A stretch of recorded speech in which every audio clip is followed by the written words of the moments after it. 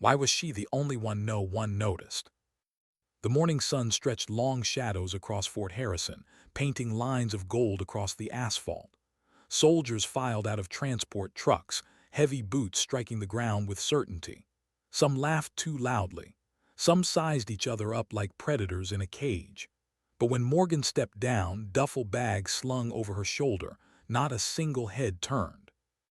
At 5'4", barely 120 pounds, she didn't look like much. Her uniform hung loose on her small frame. Her black hair, tied back in regulation style, made her look younger than she was. She might have passed for a college student out of place, dropped by mistake into a gathering of warriors. And maybe that was for the best, because no one here knew why she'd really come. Major Hayes stood before the formation of 50 candidates. His face was weathered like stone, eyes sharp and cold, the kind that cut through excuses before they were spoken. He scanned the group with practiced precision, lingering on Morgan only for a heartbeat before moving on. "Welcome to hell," he barked. His voice carried authority, the kind of tone that demanded obedience before it demanded respect. "Over the next 2 weeks, we'll separate the warriors from the wannabes. Most of you will quit. Some of you will be sent home in tears. A lucky few might earn the right to call yourselves special operators." The words hung in the air like a sentence, not an invitation. Morgan stood at attention, her expression neutral, but her pulse betrayed her, quickening at the sound of his voice. After 15 years of preparation, she was finally face to face with the man who had destroyed her father's life. The others didn't know that. To them, Major David Hayes was a decorated officer, a man who had trained generations of elite soldiers. But to Morgan, he was something else entirely. A ghost from redacted files. A name whispered in her father's nightmares. The one who had given the order to leave Michael behind. The man who decided he wasn't worth saving. "First up, basic marksmanship," Hayes continued. "We'll test you with different weapons at different ranges. If you can't consistently hit your target, pack your bags." The group split into smaller units, 10 to a range. Morgan found herself at Range Charlie, where rifles gleamed on tables under the morning sun. The instructor, Master Sergeant Foster, watched them with calculating eyes, his face giving away nothing but years of experience. Standard M4, 50 rounds, targets at 300 yards, 40 hits minimum, fail and you're done. The men around her moved with easy confidence. Daniels, a former Marine with arms like boulders, boasted about his deployments while flexing between sentences, bragged about shooting competitions in Texas. Walker, a tall, broad-shouldered woman with a stare like tempered steel, cleaned her rifle with deliberate precision. Morgan said nothing. She picked up her assigned weapon and checked it quietly. Bolt, barrel, trigger, smooth, methodical movements, no wasted gestures. No one noticed her discipline. No one cared. "You're first." She stepped to the line. The targets shimmered far away, impossibly small against the earth. She settled prone, pressed cheek to stock. A memory stirred, her father's hands guiding her 8-year-old fingers along a rifle, his voice calm. "Breathing is everything, Morgan. Feel your heartbeat. Find the space between beats. That's when you squeeze." She inhaled, exhaled, waited. The first shot cracked, then the next, then the next. Rhythm, breath, squeeze. Her movements carried the muscle memory of years, the quiet rituals of practice in the Montana wilderness, where missing meant livestock lost or worse. 50 rounds later, she cleared her rifle and waited. Foster strode downrange, binoculars swinging. When he came back, his face was unreadable. "Step forward." She obeyed, standing at attention. 50 rounds, 50 hits, all within the inner ring. Silence, then a scoff. Daniels muttered loud enough for everyone to hear. "Lucky shots. Wind probably helped her." Foster's gaze snapped toward him. "Your turn, Marine. Let's see if your mouth shoots as well as your rifle." Daniels stepped up, cocky grin intact. Minutes later, he walked off with 38 hits, too short of the standard. His smile faltered. Fared better but complained about his weapon. Walker hit with steady precision. But no one matched Morgan. And yet she didn't celebrate, she didn't smile. She returned to her rifle, cleaning it as if nothing had happened. Attention was dangerous. Standing out too soon was risk. Still, whispers spread, and Walker approached her quietly. "You're not what you seem," she murmured. "Most shooters with your skill can't wait to show off, but you're holding back. Why?" Morgan's gaze lifted, calm, controlled. "I'm just here to qualify, same as everyone else." Walker smirked faintly, extending her hand. "Walker, former ranger." "Morgan." "I know," Walker replied. "After today, everyone does." The unease settled deeper. She hadn't come here to impress. She had come here for answers. The day bled into challenges: weapon maintenance, ballistics, camouflage. Morgan excelled at all of them, though she deliberately allowed tiny mistakes, enough to remain human, enough to look natural. But when the evening briefing arrived, Hayes returned. 38 candidates remained from the original 50. 12 had already quit or failed. "Tomorrow," he announced, "the real training begins. Camouflage, concealment, advanced marksmanship. Those who can't keep up won't." Morgan's eyes fixed on him. Every line of his face burned into her memory. This was the man her father remembered from the dirt of a foreign land, the one who turned his back on him. Hayes stood tall, successful, respected, while Michael lived broken and in Montana. Anger stirred, but she buried it. Patience had carried her this far. Patience would finish the mission. That night in the barracks, her roommates pressed her with questions. Walker teased about coyotes at 600 yards. Morgan smiled faintly, offering half-truths about her father teaching her to shoot on the ranch. But when the lights went out and the others drifted into sleep, Morgan slipped outside. The night air bit cold against her skin as she pulled out her phone, dialing the only number she trusted. Her father answered on the second ring. "Morgan, everything okay?" "I'm in, Dad," she whispered. "First day complete, and he's here." Silence, then his voice hardened. "Who?" "Hayes, Major David Hayes. He's running the assessment." A pause, longer this time. When her father spoke, his tone was iron. "Are you sure?" "Positive. Photos, files, rank, it's him." On the other end, Michael's breath grew heavier. The weight of 15 years pressed between them. "He was the team leader that day," Michael said at last. "The one who gave the order, the one who decided I wasn't worth saving." Morgan closed her eyes, fists tightening around the phone. "I'll find out what really happened, I promise." "No," he warned sharply. "These people are dangerous if they discover who you are, what you're doing." "They won't." Her voice cut him off, steady now. "I've been preparing for this my whole life. You made sure of it." The line went quiet. Father and daughter bound by silence, by a betrayal that had never healed. When she hung up, the night seemed colder, heavier.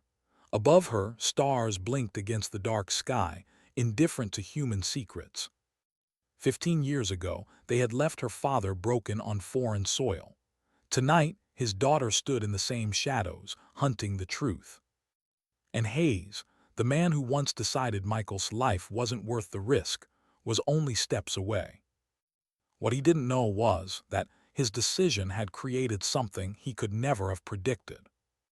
Because sometimes, what survives betrayal does not forget. Sometimes it waits. And sometimes it takes aim. How do you hide when your very existence demands attention? The second week began before the dawn, the cold air biting through uniforms as the candidates gathered once more. Only 23 remained. The rest had either quit or failed under pressure. Morgan blended into the formation, shoulders straight, eyes forward, but her presence was no longer invisible. Whispers had followed her since the first day. The girl who never missed. The girl who made seasoned Marines look sloppy. It wasn't what she wanted, but it was too late to go back. Major Hayes addressed them with the same sharp authority. Today, we begin long-range precision. This is where we separate the good shooters from the exceptional. Pay attention. Lives will depend on it.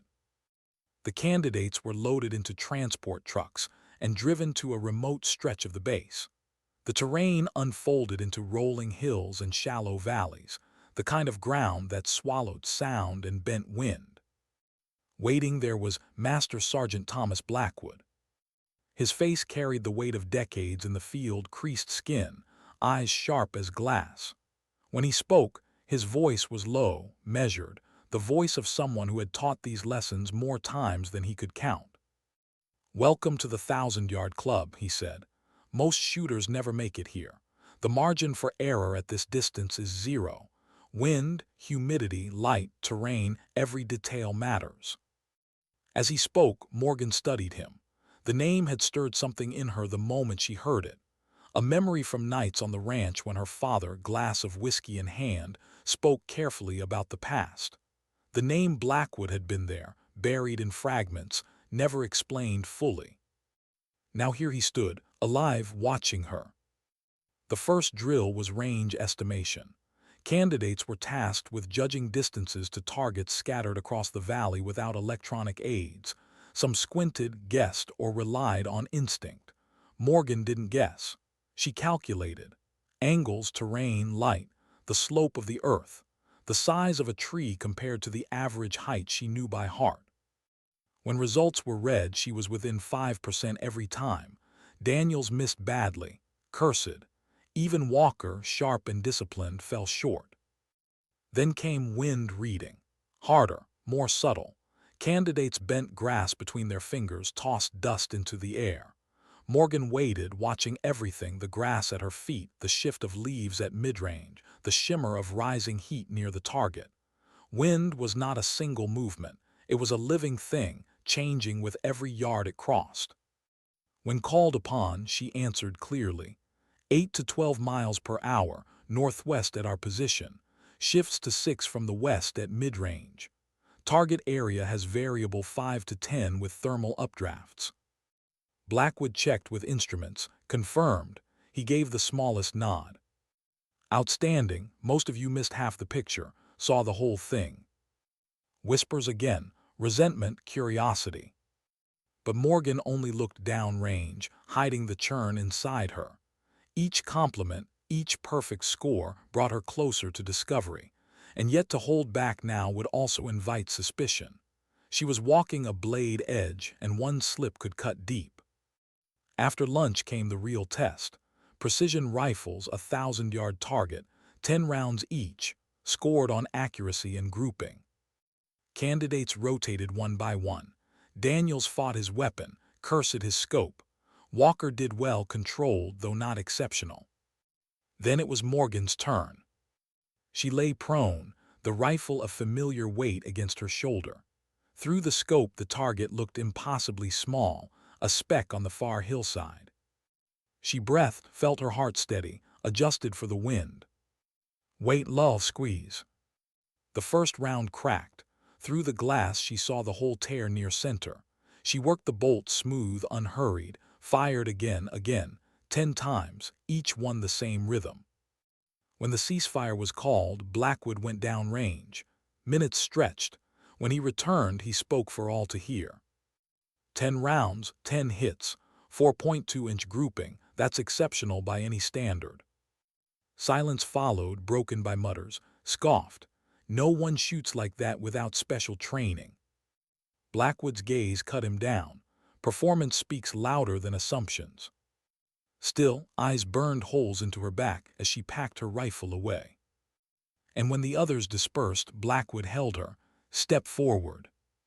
She obeyed, heart tight. You shoot with discipline, consistency, not learned in a classroom. Where did you learn? My father, sir, ranch in Montana. Blackwood studied her face, unreadable. Then he asked, almost casually, what's your father's name?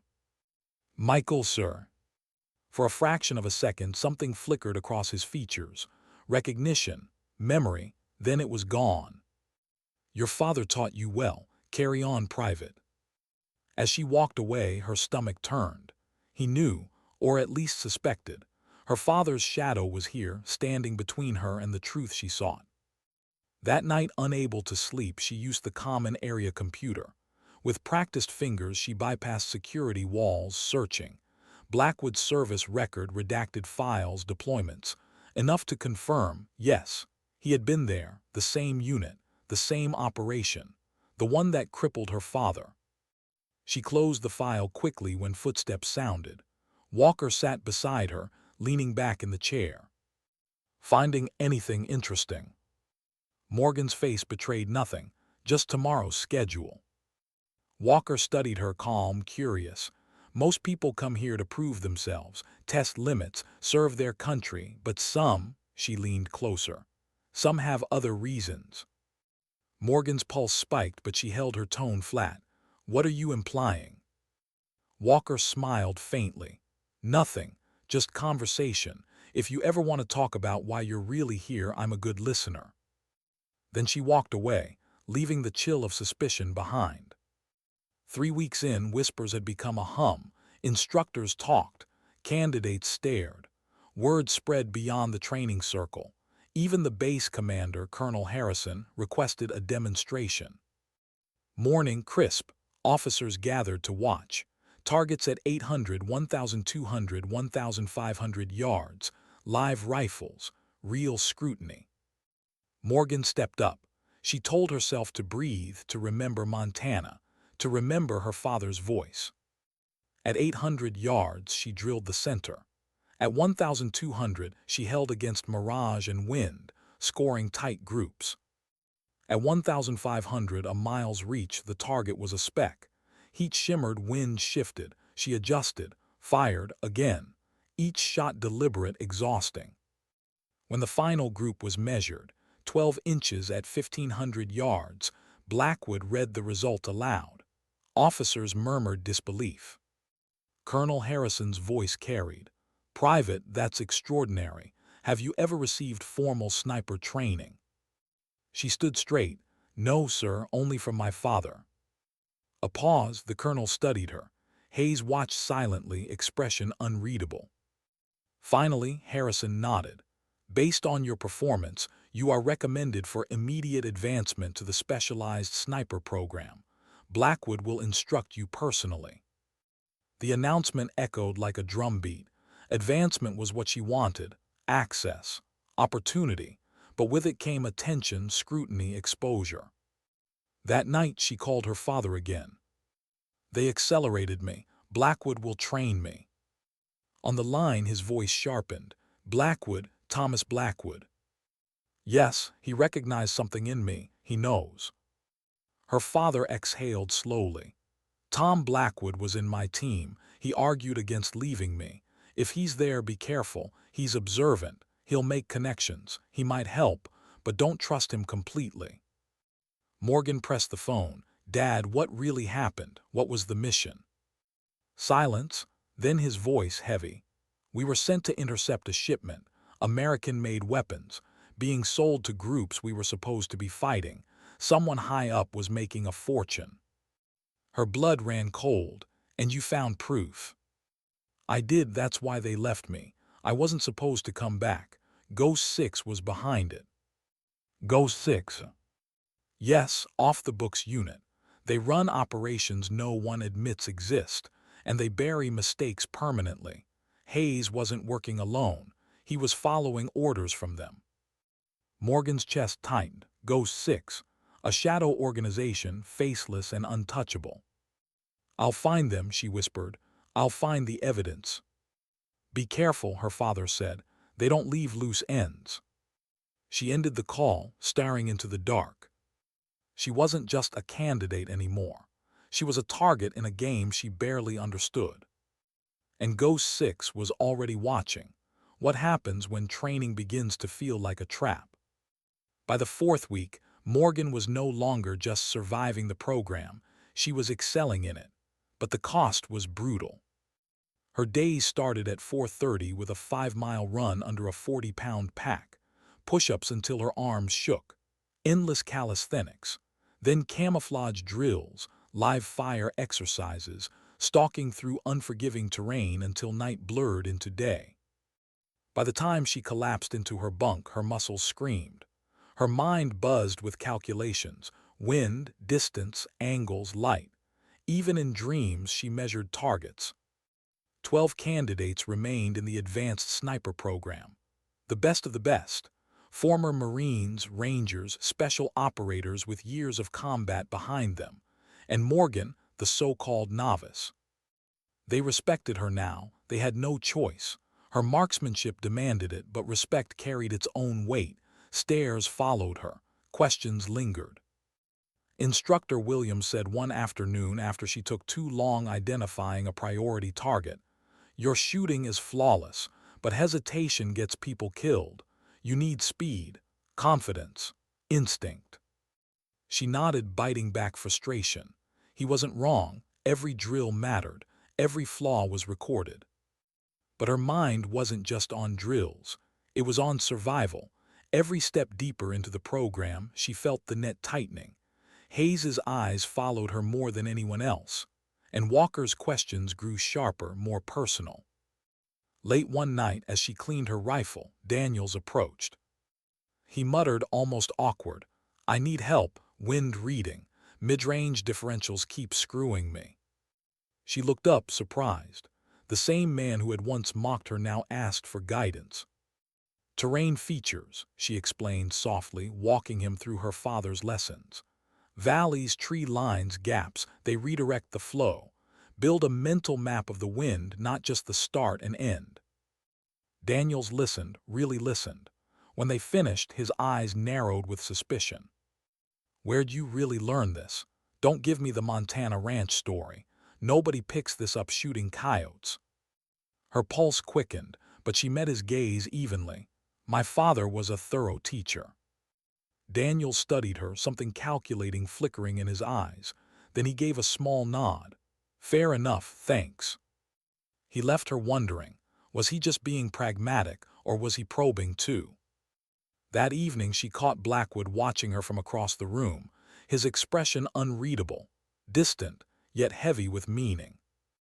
The next day he pulled her aside, away from others, to a small courtyard. "You're doing well," he said, "better than expected." His voice lowered. "But Hayes is asking questions about your background, about your father. He even pulled your personnel file for special review. That's not normal."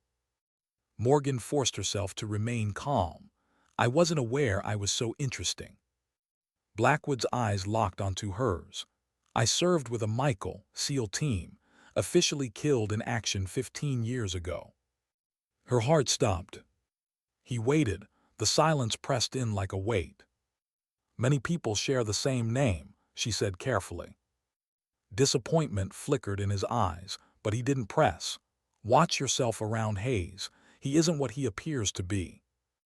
Then he walked away, leaving her torn between trust and fear.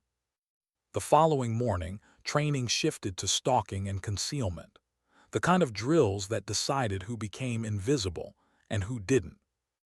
Blackwood explained it plainly. A sniper's greatest weapon isn't accuracy, it's invisibility. If you're seen, you're dead. Morgan was paired with Walker, a dangerous match. As they suited up in gear, Walker whispered, "Patience. Most people rush. Move like you belong. Nature doesn't walk in straight lines, neither should you." Morgan stiffened. The advice sounded exactly like her father's, almost word for word. They were dropped miles from the target. 4 hours to infiltrate undetected, gather intelligence and Morgan moved like the forest itself, inch by inch, stopping for long stretches, letting the wind shift, letting shadows move before she did. Her father's voice echoed in memory. "Patience, observation, humility. These are the real tools of invisibility." At one point she spotted it, an unnatural glint in the bushes. Binoculars, but not in the assigned spotting positions. Someone else was watching. She signaled Walker with a subtle bird call. Both froze. For 20 minutes neither moved. Eventually the hidden observer. Not an exercise spotter, not part of the drill, someone else. When they returned, Blackwood praised their perfect score. Then Morgan reported the unauthorized observer. He noted it calmly, but his eyes sharpened. That night, as she attempted another quiet search through the base database, her screen flashed a warning. Unauthorized access attempt logged. Administrator. Her stomach dropped. Had she been caught, or was it a bluff? Sleep evaded her. Every noise in the barracks felt louder, every shadow heavier. By dawn, the unease proved real. Hayes summoned her to his office. He sat behind his desk, papers spread neatly, eyes sharp. "Private," he said evenly. "At ease." She stood tall, forcing calm. "I've been reviewing your record. Impressive, too impressive." His gaze cut into her. "Tell me about your father." Her chest tightened. "He's a rancher in Montana, sir. Former competitive shooter. He taught me everything." Hayes leaned back, studying her. Michael, curious man, not much record of his competitions. In fact, not much record at all before 15 years ago. Morgan felt heat rising in her chest. Images of her father, abandoned in the dirt, bleeding, betrayed. And Hayes, this man, walking away. She kept her face neutral. "I'm not sure what you're implying, sir." Hayes gave a thin smile. "Just conversation for now." He slid a folder across his desk. "You've been recommended for advanced tactical training. Special deployment track, quite an honor." Her pulse raced. Was this recognition or a trap? Dismissed, she walked out under the watch of cameras fixed in the hallway. Every step heavy, with the sense of being observed. Later that day, during an advanced marksmanship drill, Blackwood leaned close, voice low. "Hayes has requested your file be transferred to a special access program. That's not routine. Whatever you're looking for, you're running out of time." Her throat tightened. She whispered the words before she could stop them. "What do you know about Ghost 6? For the first time, Blackwood's mask cracked. His eyes hardened. "Enough to know they operate outside oversight. Enough to know they were involved in your father's mission. Enough to know they bury mistakes permanently." Her breath caught. "Were you there?" "Yes." His voice was heavy with memory. "I argued against leaving him. Hayes overruled me. Said your father was already dead. That extraction wasn't worth the team." Her chest clenched. "He wasn't dead." "No," Blackwood admitted softly. "He was." Pain lined his face. "By the time I realized, it was too late. Questioning the official story wasn't healthy for anyone's career. But I knew. I always knew." "Why tell me this now?" she whispered. "Because I owe Michael, and because you need to understand what you're up against. This isn't just Hayes. Ghost 6 has reached far beyond anything you've prepared for." Before she could respond, the door opened. Daniels walked in, and Blackwood instantly shifted back to instructor mode. The moment was gone, but the truth had cracked open wider than ever. By the end of that week, Morgan knew her cover was slipping. Hayes suspected. Blackwood knew too much. Walker was probing. Daniels was changing. The net was tightening. And she realized something chilling. This wasn't training anymore. It was surveillance. Why did the exercise feel more like an interrogation? 3 days later, Morgan was summoned to Colonel Harrison's office. She expected Blackwood, maybe another instructor. Instead, the room held more. Harrison at the desk, Hayes standing beside him, and two unfamiliar officers with eyes like scanners. One of them, a tall, gray-haired man she recognized from her earlier shooting demonstration, watched her without a word. He didn't need to. His presence was pressure enough.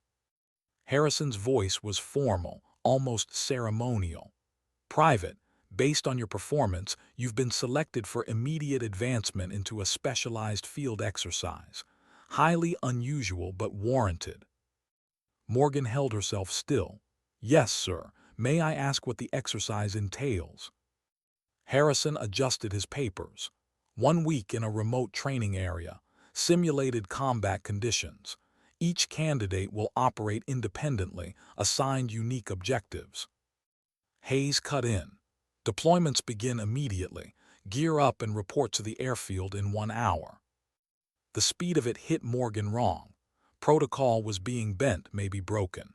She didn't need her father's voice in her head to know this wasn't just training. On her way back to quarters, Blackwood intercepted her in the hallway. His face was grim. "This isn't standard procedure," he said flatly. "They're moving too quickly. They suspect you. This is about isolating you." Morgan's chest tightened. "Then I should abort, leave now." Blackwood shook his head. "Too late. Refusing now confirms their suspicions. Your only move is to play along, complete the objectives, reveal nothing, and survive." He handed her a small cloth-wrapped package. "Emergency kit, ammunition, beacon, data drive. Use them if you have to. Don't let anyone see." She accepted it silently, the weight of it heavy in her hands. "Why are you helping me?" she asked low. Blackwood's eyes darkened. "Because 15 years ago I left your father behind. I live with that every day. I won't make the same mistake again." Then he was gone. Minutes later, another figure intercepted her, Walker. She pulled Morgan into a supply room, shutting the door. "Listen," she whispered urgently. "This deployment isn't training, it's a setup. Hayes wants you isolated." Morgan studied her, searching her face. "Who are you really?" Walker hesitated, then exhaled. "Internal affairs. We've been monitoring Ghost 6 for 2 years. Your father's case is one of several. We know he survived. We know why you're here." Morgan froze. The truth, spoken aloud after weeks of concealment, sounded heavier than she imagined. "Why tell me now?" "Because Hayes knows too," Walker pressed. "This isn't evaluation, it's entrapment. We need you alive, we need what your father knows." Morgan's pulse hammered. Walker was either an ally or the best liar she'd ever met. "Daniels is with us," Walker added. "Recruited 6 months ago. He doesn't know everything, but he knows enough. Trust him if things go sideways." Before Morgan could respond, Walker pressed something small into her palm. A transponder, different from the one Blackwood had given her. "Activate if you're compromised.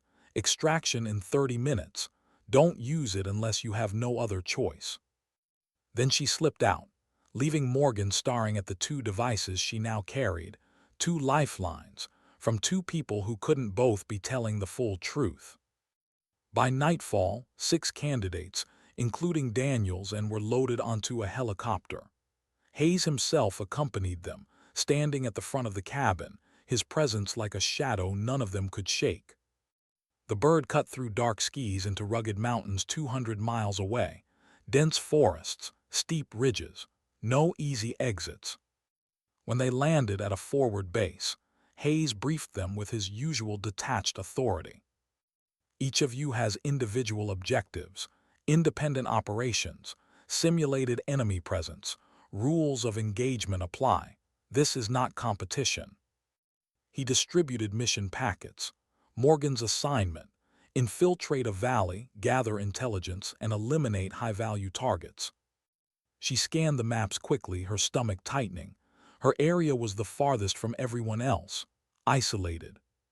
When she looked up, the gray-haired officer was there again, watching silently. Hayes leaned in close, almost too close.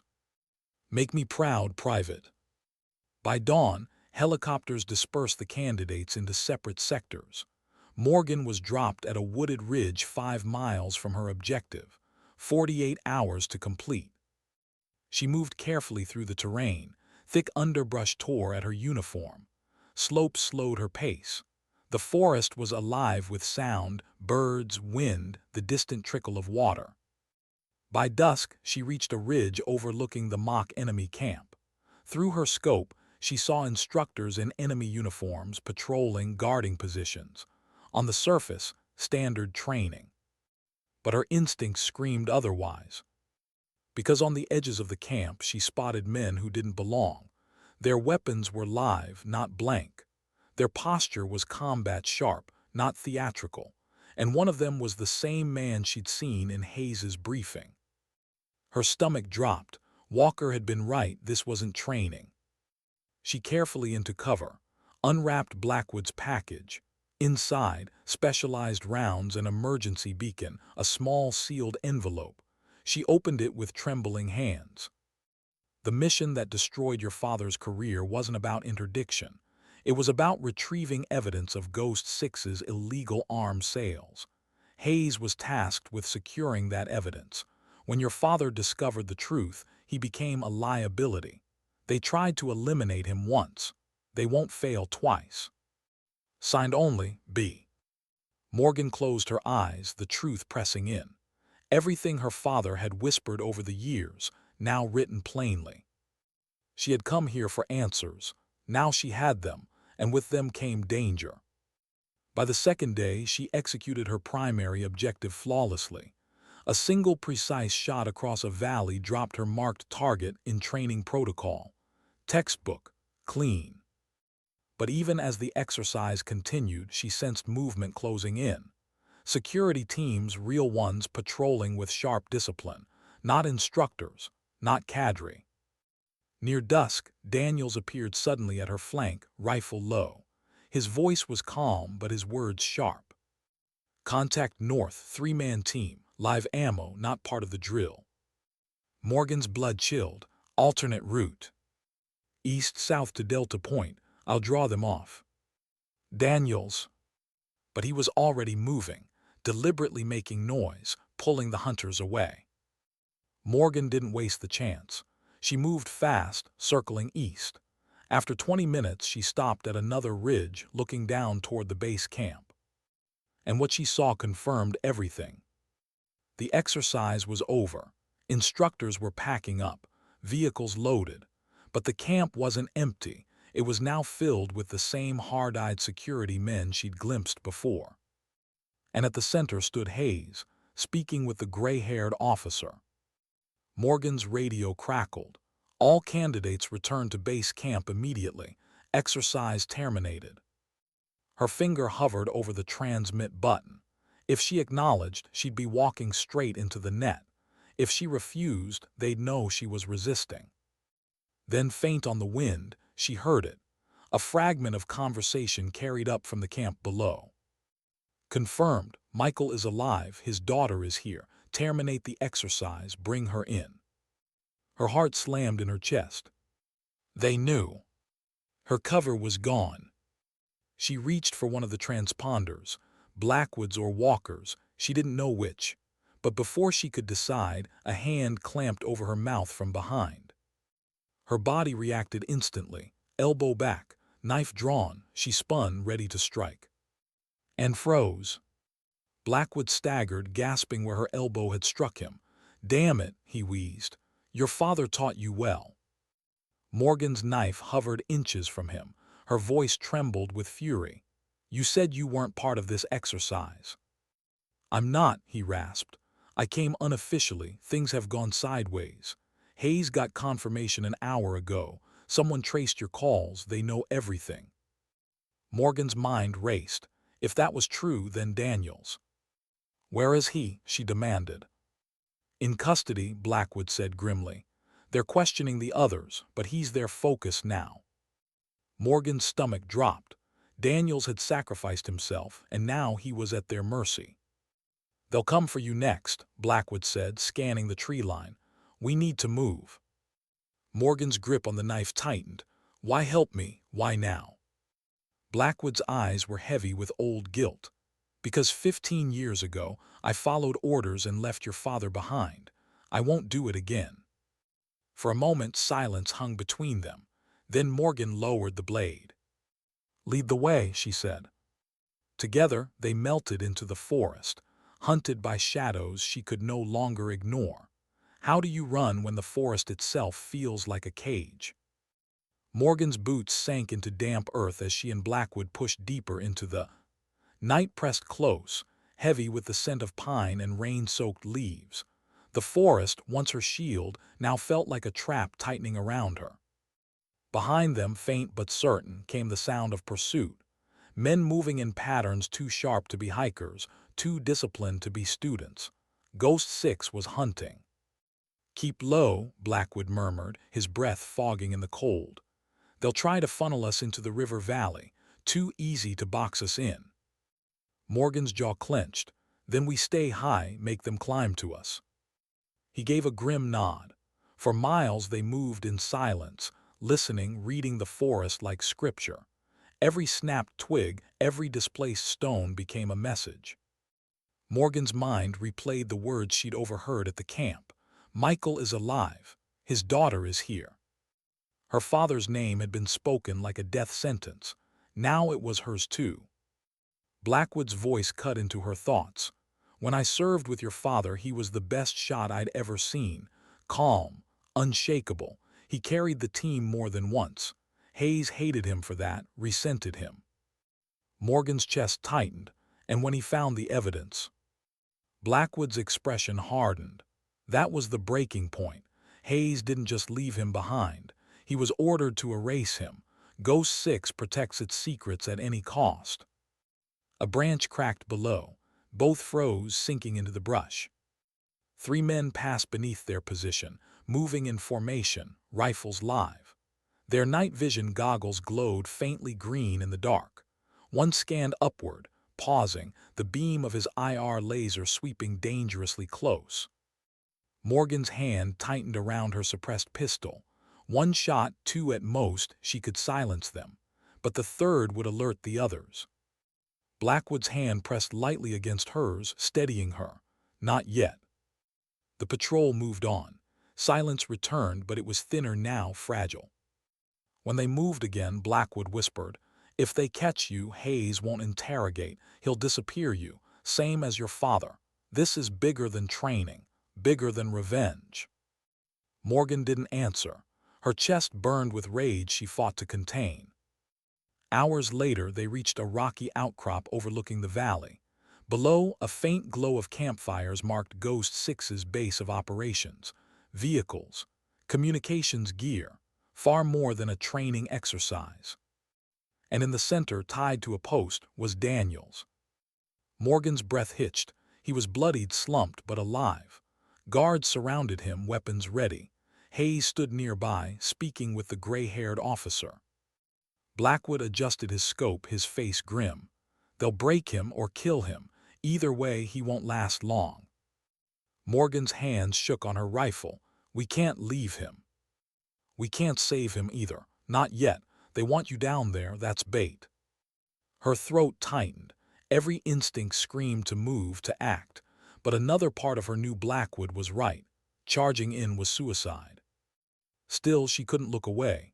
Daniels had asked her for help once, quietly, earnestly, and she had given him half-truths, hiding her own secrets. Now he was paying the price. She whispered, "He doesn't deserve this." "No," Blackwood agreed softly, "but sometimes survival means choosing when to fight. Your father learned that the hard way." Morgan closed her eyes, the memory of Michael's broken body on that Montana porch filling her mind. She had sworn never to let his fate be hers. When she opened them, her voice was steady. "We're not leaving him, not tonight." Blackwood stared at her, then slowly he nodded. "If we go smart, distraction, distance. Buy him a window, not a miracle." They began planning. The opportunity came near midnight. A storm rolled in, rain hammering the valley, wind drowning sound. From their ridge, Morgan took position. Through her scope, she marked the guards by firelight, movement sluggish in the downpour. She timed her breathing, waited for lightning. The flash illuminated the camp, and she fired. The first guard dropped silently. Another shot, and the second collapsed before he could react. Blackwood launched a flash charge into the opposite tree line, detonating with a thunderous crack. Shadows shifted. Confusion rippled through the camp. Daniel stirred, weak but alive, seizing the distraction to wrench against his bindings. "Move," Blackwood hissed. Morgan fired again, clearing his path. Daniels broke free, staggering into the storm, vanishing into the trees. But Hayes reacted fast. Shouts erupted. Floodlights cut the darkness, and Morgan's last shot drew too much attention. "Contact," a voice roared. Bullets ripped through the trees. "Go," Blackwood grabbed her arm, dragging her back from the ridge. They sprinted into the forest as gunfire chased them, rounds snapping through branches.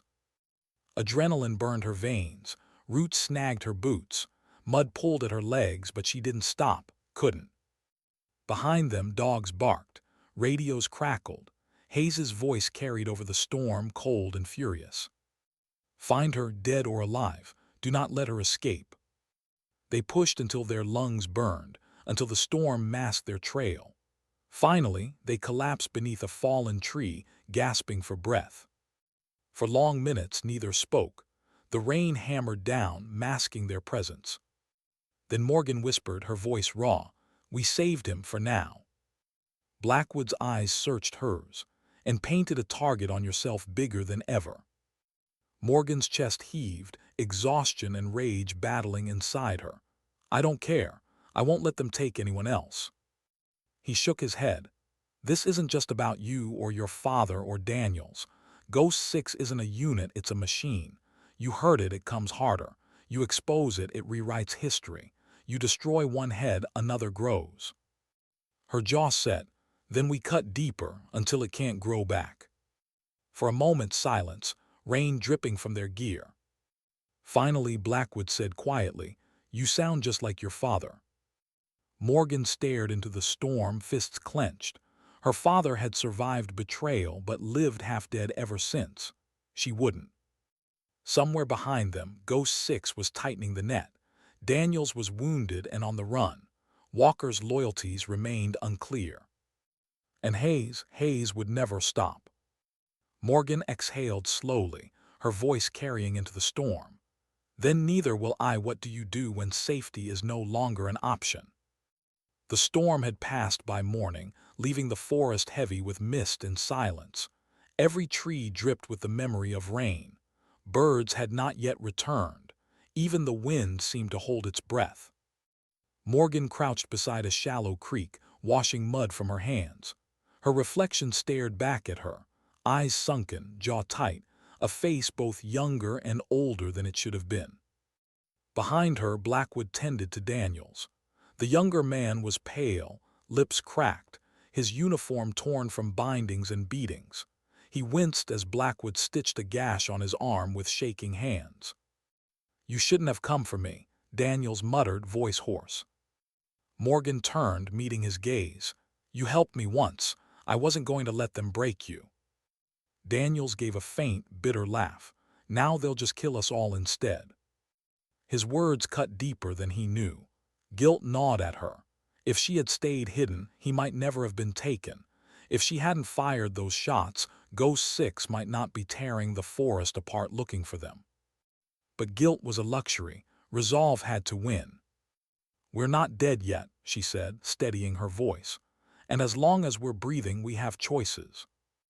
Blackwood glanced at her, a flicker of approval in his tired eyes. "She's right. Ghost 6 will keep tightening the noose, which means we either keep running," his voice hardened, "or we make them bleed." Daniels coughed, wincing. "Bleed? They've got numbers, gear, satellites. What do we have?"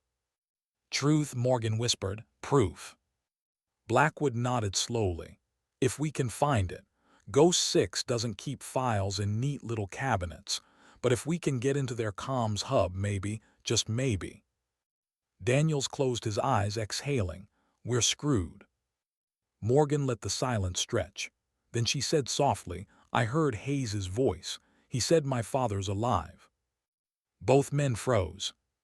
"Alive?" Daniels rasped. "After all these years?" Blackwood's face darkened. "If he is, Ghost 6 has kept him buried, hidden somewhere no one looks. They'd never let him walk free." Morgan's chest burned. "Then that's the real mission, not just revenge, not just survival, finding him, proving what they've done." Before Blackwood could answer, the faint crunch of footsteps echoed through the trees.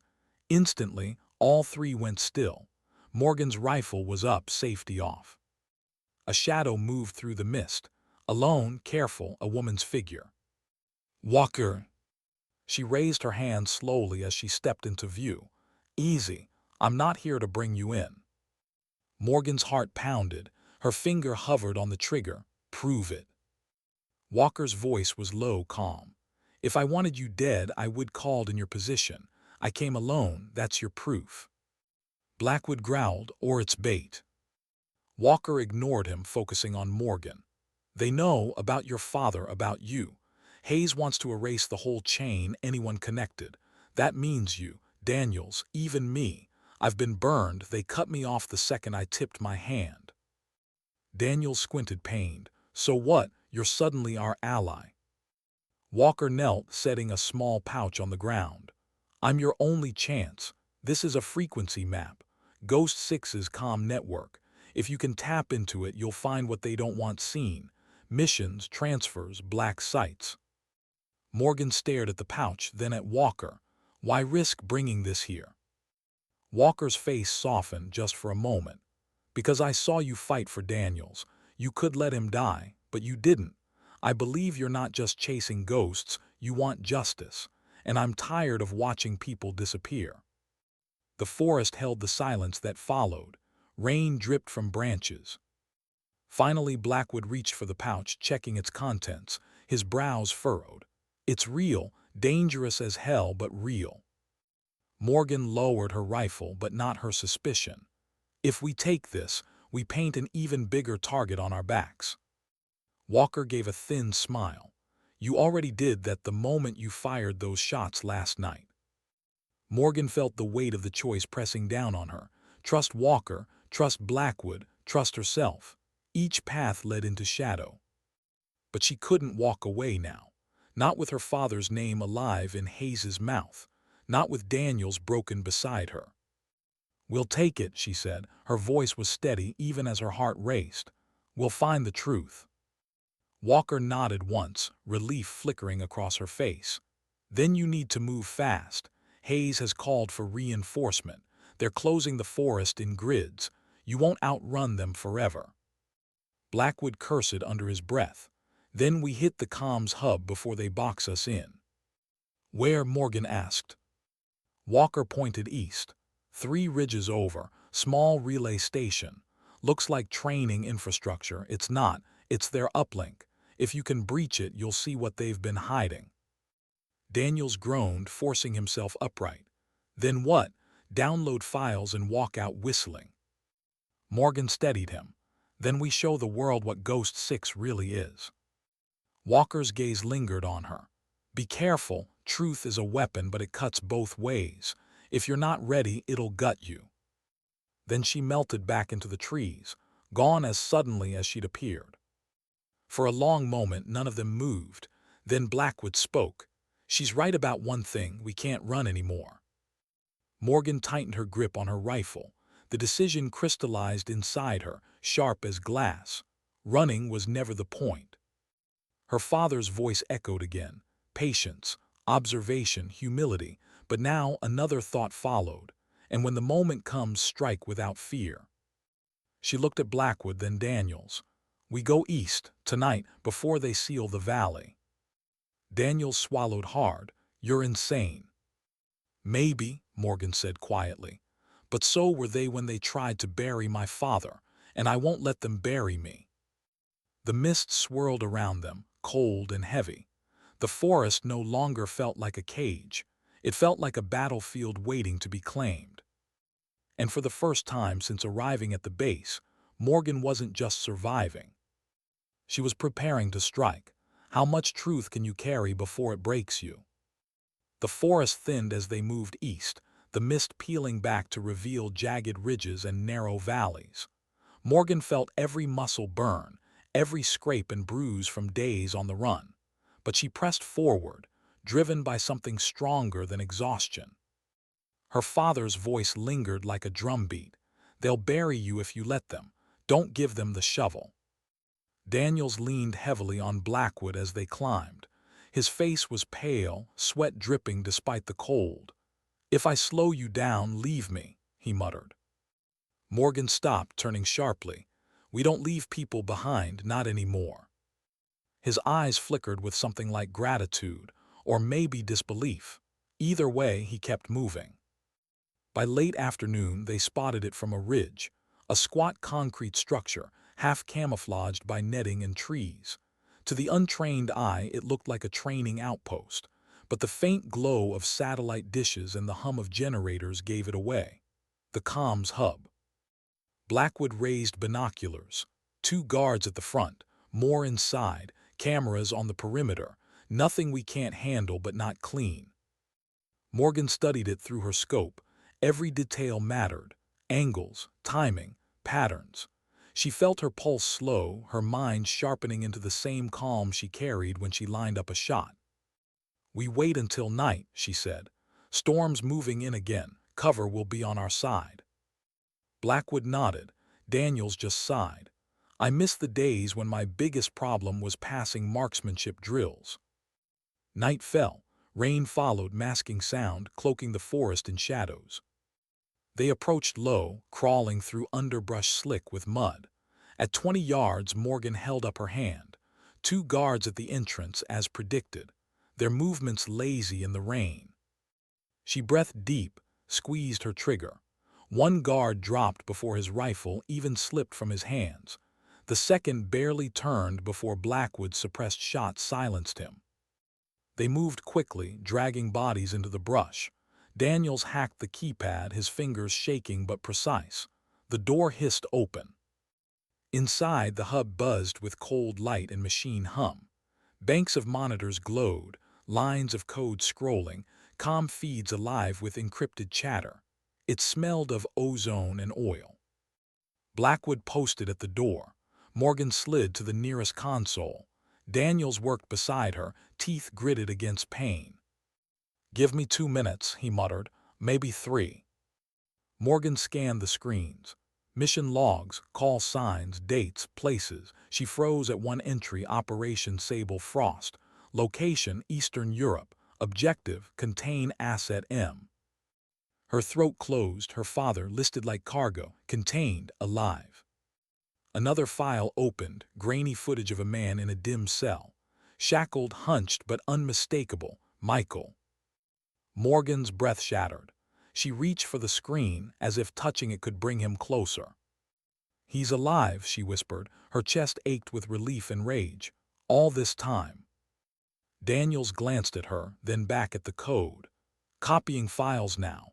We've got maybe 60 seconds before they know we're here."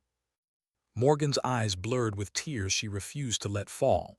Her father wasn't gone. He was waiting, enduring. And she was closer than ever. But the moment shattered with the sharp click of boots in the hallway. Voices, orders. Blackwood hissed, "Contact." Morgan spun, rifle up. The door slammed open and men poured in, black-clad, rifles raised. Ghost 6. Gunfire cracked. Sparks showered from consoles. Morgan dropped 2, precise and fast, before diving behind cover. Blackwood held the door, his weapon roaring in controlled bursts. Daniels yanked the drive free, shoving it into Morgan's vest. "Go take it." Morgan shook her head. "Not without you." "Listen," his voice broke with desperation. "If you stay, none of this matters. If you go, the truth survives. Your father survives." Bullets tore through the wall, forcing her down. Blackwood shouted over the chaos, "She's right, move." Her hands trembled, torn between loyalty and mission, between guilt and survival. She looked at Daniels, pale, bleeding, eyes fierce. "Don't waste it," he said. A grenade clattered through the doorway. Blackwood kicked it back, but the blast still rocked the room, shattering lights, filling it with smoke. Through the haze, a figure emerged, calm, controlled, untouched by the chaos. Hayes. His pistol gleamed under the emergency lights. His voice cut through the gunfire. "Enough, put the rifle down." Morgan froze, chest heaving. Her enemy, her father's betrayer, standing 10 feet away. "You've caused enough damage," Hayes said coldly. "Hand over the drive and I'll make this quick." Blackwood aimed, but Hayes's men tightened their circle, outnumbered. Hayes's gaze fixed on Morgan, steady and merciless. "You think you're fighting for justice. You're not. You're fighting for a ghost. Your father's a liability, always has been. I should finished him years ago." Something broke inside her. Fear melted into rage, grief into fire. Her finger tightened on the trigger. But before she could act, Daniels surged forward, slamming into Hayes, forcing his shot wide. The room erupted again, gunfire, shouts, smoke. Morgan's last glimpse of Daniels was his body colliding with Hayes's, both crashing into the consoles. Then Blackwood grabbed her arm, dragging her toward the shattered side door. "Now, move." She stumbled into the rain, heart pounding, drive clutched to her chest, Hayes's voice echoing behind her, furious, relentless. "Run all you want, I'll find you, just like I found your father." The night swallowed her, the storm hiding her tears. She had the truth, but at what cost? How far can you run before you're forced to turn and fight? Morgan's legs ached as she stumbled through the forest, rain blinding her eyes, the stolen drive clutched to her chest like a heartbeat. Blackwood stayed close, guiding her through the dark with soldier's instinct, but she could hear it, the pursuit. Radios crackling, dogs barking, the machine of Ghost 6 grinding closer with every step.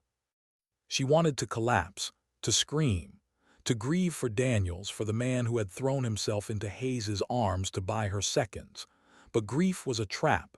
If she stopped now, it would consume her. Blackwood's voice cut through the storm.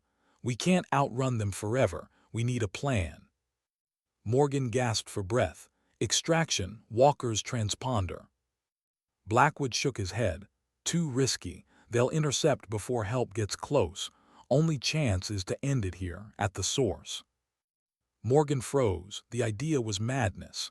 Hayes had numbers, firepower, authority. She had a rifle, a wounded ally, and a drive full of secrets. And yet she remembered her father's face on the grainy footage, shackled, waiting, enduring. If she ran now, would she ever forgive herself? The forest opened onto a clearing where an abandoned observation tower jutted from the ridge. Rusted metal, broken windows, long forgotten. Blackwood pointed. "High ground, we hold there, by time." They climbed quickly, boots clanging on steel steps. Inside, the air smelled of rust and dust. Morgan positioned herself at a broken window, rifle steady. Blackwood covered the stairs. Through her scope, she saw them, Ghost 6 units moving in formation, closing the ring. And at the center, calm, relentless, was Hayes. Her stomach twisted. He wasn't hiding behind men, he was leading them. The radio on Blackwood's belt crackled with Hayes's voice, cold and measured. "Surrender the drive. You can't win this. Don't throw away your father's last chance on pride." Morgan's grip tightened. Her father's last chance. The words cut deep, but she heard the venom underneath. Hayes wasn't offering mercy. He was offering erasure. A shadow moved in the stairwell. Blackwood spun, rifle raised, but it wasn't Ghost 6. "Walker." She raised her hands, breathless from the climb. "It's me, don't shoot." Morgan's eyes narrowed. "You followed us." "I saved you," Walker shot back. "Hayes had drones on your trail, I misdirected them. You're welcome." Blackwood growled, "Or you led him here." Walker ignored him, locking eyes with Morgan. "You've got the drive, proof of Ghost 6, proof your father's alive, that's enough. Don't throw it away. Call extraction, transmit the files, end this." Morgan's chest heaved. "And leave Hayes free to bury it all again." Walker's face twisted with frustration. "You can't win a straight fight, not against him, but if you survive with that drive, you can burn him in daylight." The tower shuddered with the first burst of gunfire. Ghost 6 had them surrounded. Bullets tore through the walls. Glass shattered. Blackwood shouted, "They're breaching." Morgan's mind raced. Walker was right, survival meant exposing the truth later. But her heart, her blood, demanded something else. Hayes wasn't just an enemy. He was the shadow over her father's life. Over hers. The gunfire ceased. Then came the silence, heavy, calculated. A voice rose from below, cutting through the storm. "Hayes, you've had your fun. Now you're out of time. Walk out with the drive, and maybe I let you live long enough to see your father again." Her stomach twisted. The lie was smooth, polished, but she could hear the blade beneath it. Blackwood's hand gripped her shoulder. "We hold, no matter what." Walker's voice was urgent. "Don't be a martyr, think bigger than revenge." Morgan's pulse thundered. Revenge, survival, justice. Which was she really fighting for? She thought of Daniels, broken but defiant. Of Blackwood carrying guilt for 15 years. Of her father, shackled but unbroken. Her answer came like steel. She rose from cover, rifle in hand, and shouted into the storm. "You want me, Hayes? Come take me yourself." The silence stretched. Then slowly Hayes stepped into view at the base of the tower. Rain slicked his face, his pistol steady, his eyes locked on hers. No more intermediaries. No more ghosts. Just the man who had betrayed her father and the daughter who had come to finish it. "Brave words," Hayes called. "But bravery doesn't stop bullets." Morgan's heart was steady now. Every lesson her father had taught her, every scar, every humiliation, it all sharpened into this single moment. "Neither does betrayal," she whispered. And then the tower exploded with gunfire. The fight was brutal, close, chaos in the dark. Blackwood cut men down on the stairs, shouting with fury.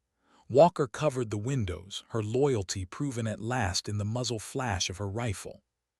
Morgan moved like her father once had, calm, precise, every shot a sentence. But Hayes kept climbing, step by step, inevitable. Finally the door burst open. Blackwood fell back, wounded, and Hayes entered, his pistol aimed squarely at Morgan. For a heartbeat time froze, rain dripping, breath held, two lives crossing in the wreckage of truth. Hayes sneered. "You think you've won. Your father's already forgotten, and you'll be nothing but another ghost." Morgan raised her rifle. Her voice was steady, almost calm. "Sometimes dignity doesn't speak." Her finger tightened. "It simply acts." The shot echoed through the tower, rolling across the storm. When the smoke cleared, Hayes lay motionless on the floor. Morgan's chest heaved, her rifle trembling in her hands. She didn't feel triumph, just silence. A weight lifted, but another taking its place. Walker pressed the drive back into her palm. "You did it, now let's finish it." Blackwood, bloodied but alive, gave a weak nod. "Your father, he'll know what you did, he'll know." Morgan stared out into the storm, the battlefield below littered with shadows. She wasn't a ghost anymore. She was her father's daughter. And the world was finally going to hear the truth.